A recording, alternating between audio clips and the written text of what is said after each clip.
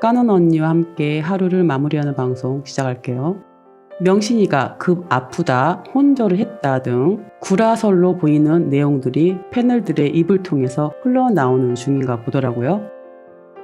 대통령이 체포된 이후 김건희 여사에게 다시 이목이 쏠리기 시작하자 이번에도 다른 사람들의 입을 통해서 김 여사의 건강 이상설이 흘러나옵니다. 공교롭게도 작년 명태균 게이트가 터졌을 때도 마찬가지였죠. 정권 내내 최고 실세로 지목되는 김 여사가 비공개로 활동을 했다는데도 놀라운 사진들은 전해졌고 불리한 소식이 터지면 건강 이상설이 반복됐던 게 과연 우연일까요? 분리할 때마다 아프다, 몸무게가 30kg대까지 빠졌다. 아니 명신이 키가 170이 다 돼가는데 30kg라는 게 말이 되는 소린가요? 명신이는 분리하면 아프다, 살만 하면 꽃단장에서 나대고 아직도 이 나라가 지 놀이터로 보이나 보네요. 사람들을 이용해 국민들을 속이려 하다니 진실의 소리 한번 들어보실까요? 김건희 씨가 과연 어떻게 지내고 있을까? 남편의 체포 이후에 다들 좀 궁금해하고 있었는데요. 윤석열이 체포된 이후에 김건희 씨 혼자 사실은 좀 바쁘게 움직이고 있다 이런 얘기가 많이 나오기도 했었었고 아주경제에 따르면 관저로 엄청나게 매운 맛의 음식이 들어가고 배달 음식이 들어가고 별로 전혀 이상이 없고 윤석열 씨 부인이 별로 아파 보이지 않고 아주 정상적 활동을 잘하고 있다 이런 소식이 좀 들려오더라고요. 그럼 뭡니까 이게 도대체가? 남편이 체포됐는데? 몸이 안 좋으면 매운 걸 먹기가 어렵죠. 왜냐면 몸 자체가 안 좋은 상황이기 때문에 매우 힘드는데 제가 볼 때는 김건희 스타일의 윤석열이 지금 구치소에 있다고 해서 그렇게 힘들어할 것 같지 않아요. 그러니까 새로운 살 길을 찾으려고 노력을 하겠죠. 윤석열 체포 이후에 김건희 씨가 국민의힘에 계속해서 연락을 하면서 적극적으로 움직이려고 했고 뭔가 자신의 의사 같은 것들을 좀 전달을 하고 싶어 했다. 그랬는데 국민의힘에서는 오히려 김건희 접근 경계령이 지금 내려져 있고 김건희가 아주 유력한 국민의힘에 있는 정치인들에게 전화를 계속 했는데 다 손절당했다는 거예요. 우두머리 남편이 빵으로 들어가니 명신이는 살 길을 찾았다 이런 얘기죠. 당연히 명신 스타일을 봤을 때는 살 길 먼저 찾죠. 명신이가 지 남편을 사랑한다라고 생각하는 사람 아무도 없잖아요. 둘은 정상적인 부부로 보이지 않고 쇼윈도 부부다, 비즈니스 관계다라고 모두들 알고 있고 본인들도 그렇게 얘기를 했습니다. 비즈니스 관계라고요. 매운 음식이 들어갔다, 스트레스를 많이 받았다. 보통은 매운 음식을 먹을 때는 스트레스가 많이 받을 때 먹습니다. 보통 그렇죠? 명신이 과거 녹취록을 봤을 때 이 새끼 저 새끼 하던 명신이 성격을 봤을 때는 열이 많이 받았다라고 보이죠. 권력이 있을 때 기라면 기고 충성맹세를 하라면 하던 자들이 명신이 권력이 빵으로 들어가니 바로 손절이다. 명신이 접근 금지 경계령이나 내리고 다 죽고 싶나 라는 심정이겠죠. 당연한 걸 뭘 그리 열이 받을까요? 권력이 떨어지면 그런 걸 아직도 모른다면 어리석은 것 아닌가요? 전 영상에서 얘기했었죠. 명신이 네 꿈은 끝났으니 튀라고 그랬었잖아요. 내란 놈들에게 배신당했다라는 생각에 스트레스로 열이 많이 받아 매운 음식이 땡겼나 보군요. 명신이가 아플 일은 없을 거라고 보이죠. 꾀병도 봐가면서 해야지 아직도 불알하니 정신 차리려면 멀었다 생각이 드네요. 어쨌건 이로써 아프다라는 얘기는 꾀병이다라고 보이죠. 우두머리가 즐겨보면서 나락골 이꼴로 만들고 빵에 들어갔잖아요. 이 구구 유튜버라고 하는 자들 얘기 한번 들어보실까요? 유튜브 방송하는 사람들, 부정선거를 제기하는 사람들의 그 면면을 보면 제목도 아주 유치찬란합니다. 뭐 저런 거 합니다. 보수 유튜브 수익 추정, 저 한 달 수익입니다. 제일 긴 게 4억 좀 넘거든요. 극우 보수 유튜브들의 아주 훌륭한 수익 요소입니다. 돈 때문에 악다구리를 쓰는 음모론자들에게 일국의 대통령이 가스라이팅을 당했다는 게 도저히 믿어지지도 않고 어처구니도 없는 슬픈 현실입니다. 자신들 돈 벌자고 나락골 이꼴로 만들었다는 얘기죠. 보수라면 나라 사랑이 먼저일 텐데 나라를 위태롭게 만든 자 가만두면 안 되겠죠. 요즘 포털에서 뉴스를 볼 때 유독 어떤 기사에는 편향되고 극우적인 내용을 담은 댓글들만 눈에 띈다고 느낀 적 있으십니까? 알고 보니 극우 유튜버들이 12.3 내란 사태와 관련된 뉴스에 이른바 좌표를 찍은 다음 댓글들을 조작하고 있는 것으로 드러났습니다. 네이버 뉴스 시스템의 허점을 노린 건데 이는 업무방해로 수사가 이루어지고 법적 처벌도 이어질 수 있다는 지적이 나옵니다.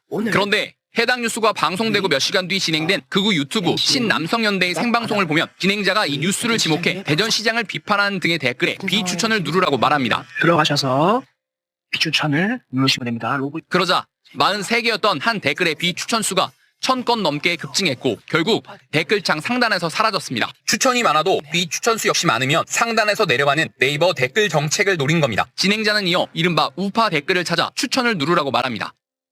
나였어도 좌비 센터바나 이런 거는 추천 한 번씩 꼭. 해당 댓글은 당시 추천 수가 26개였지만 지금은 2,800여 개가 넘어 댓글 상단에 자리했습니다. 신남성연대 이런 식으로 조작을 했다는 얘기죠. 내란 선동하는 이 댓글 부대를 선봉에 서서 잡고 있는 사람이 있었어. 윤석열을 지지하는 신남성연대라고 있어요. 신남성연대. 이자들이 만든 게 있어요. 뭘 만들었냐? 남성연대 여론정화방이라고 하는 텔레그램 단체 채팅방을 만들어서 내란 선전. 이 댓글들의 추천수를 조작을 해서 특정 댓글에 반대를 달고 특정 댓글엔 또 찬성을 다는 방식으로 해서 본인들에게 유리한 의견을 사람들이 가장 먼저 볼 수 있게끔 하는. 보통 이거 하나 작업하는데 10분이 안 걸립니다. 일단 업무방해는 성립되는 건 거의 확실해 보이죠. 징역 5년. 허위 사실까지 또 뿌렸다. 그리고 정보통신망법에 따라서 7년 이하 들어가고요. 내란의 선전 선동 세 가지를 합치면 이거 뭐 징역이 뭐 몇 년입니까? 20년 가까이 나와요. 역시 신남성연대군요. 죄명을 보자면 업무방해죄 5년, 허위사실까지 인정이 되면 7년이라 내란 선전 선동까지 인정이 되면 모두 합해서 20년 정도 될 수도 있다라고 본다네요. 끝났다라는 얘기죠. 오늘 9일 거의조작 감시단은 일부 유튜브를 내란 선전죄 혐의로 경찰에 고발합니다. 신의 한 수를 운영하고 있는 신혜씨, 신남성연대를 운영 중인 배인규 등 총 6명입니다. 윤석열 대통령의 비상계엄 선포를 정당화하는 주장을 공개적으로 하며 내란 행위를 옹호한 혐의입니다. 내란 선전죄는 위반할 경우 최소 3년 이상의 징역에 처할 수 있습니다. 이번 고발은 민주파출소를 통해 접수된 내용으로 진행된 첫 번째 고발입니다. 현재까지 접수된 제보들의 주요 키워드 분석 결과 내란 선동과 민주당과 이재명 대표에 대한 악의적이고 허위 조작된 정보가 집중적으로 유포되고 있음을 확인되고 있습니다. 댓글 커뮤니티에서 단순히 퍼나르거나 카카오톡을 통해서도 내란 선전과 관련된 가짜뉴스를 퍼나른다라는 것은 충분히 내란 선전으로 처벌받을 수 있음을 말씀드리겠습니다. 그리고 단순히 퍼나른 일반인이라 할지라도 저희는 단호하게 고발하겠습니다. 그렇기 때문에 내란 행위에 가담하는 일들이 없도록 하셔야 된다는 말씀드리겠습니다. 신의 한수, 신남성연대 등 6명 고발당했다네요. 무조건 가겠군요. 잘 들으셨죠? 고발이 된다는군요. 이뿐 아니라네요. 역풍이 불고 있네요. 그런데 윤 대통령이 체포되자 극렬 지지자들은 극우 유튜버들을 상대로도 분노를 쏟아내고 있습니다. 선동할 때는 언제고 정작 체포가 이뤄질 땐 왜 막지 못한 거냐며 그동안 낸 후원금을 돌려달라고 요구하는 겁니다. 체포영장이 집행되자 바리케이드를 잡으며 울부짖고 욕설을 퍼붓고 길바닥에 드러누웠던 지지자들. 화살은 이내 극우 유튜버들을 향했습니다. 우두머리가 빵에 들어가자 극렬 지지자들에게 역풍을 맞았다라는 얘기죠. 다 뿌린 대로 거두는 법 아니겠나요? 끝은 있기 마련이죠. 틈새를 이용해서 온갖 가짜뉴스를 퍼뜨리고 사실을 왜곡하고 진실을 가리고 부패하고 부정한 악인들이 마치 선인들처럼 세상 사람들 앞에 서 있습니다. 민주주의를 위해서도 대한민국 민주공화국의 미래를 위해서도 이 가짜뉴스는 반드시 뿌리를 뽑아야 합니다.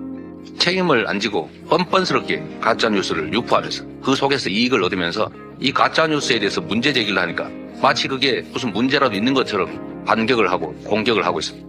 무슨 수를 써더라도 반드시 뿌리를 뽑아야 합니다.